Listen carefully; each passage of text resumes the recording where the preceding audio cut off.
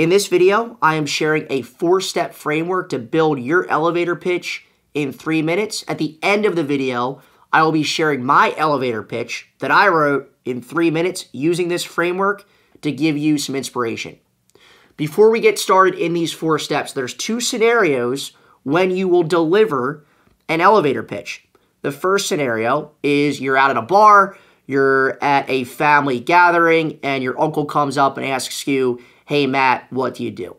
That is an elevator pitch. The second scenario, maybe you might be in a business networking group, a BNI, and everybody is going around the room and they have 30 seconds to a minute to deliver their elevator pitch.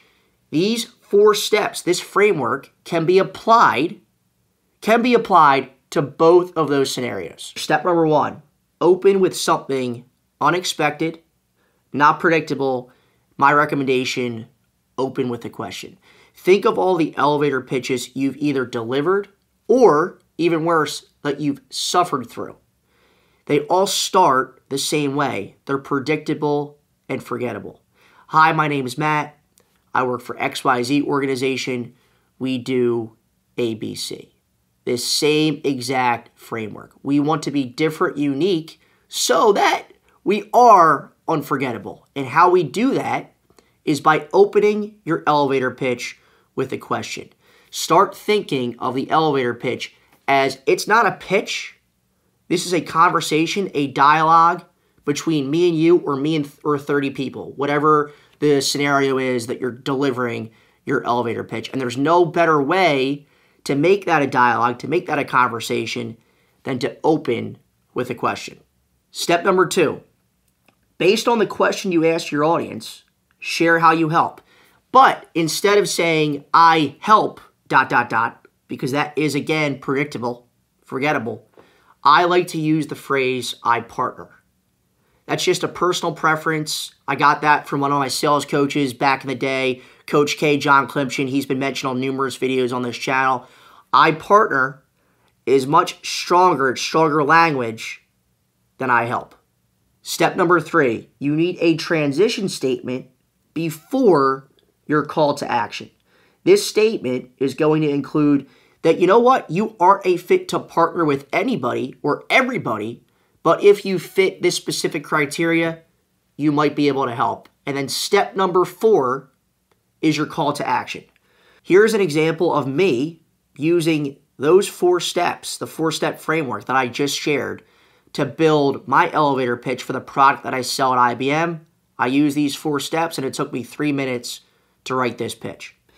You ever see those stories in the news where a company gets hit with a cyber attack? It seems like it's happening every other week. A hacker comes in, steals the data, holds it ransom, and the company gets dragged through the mud and loses the trust of their customers.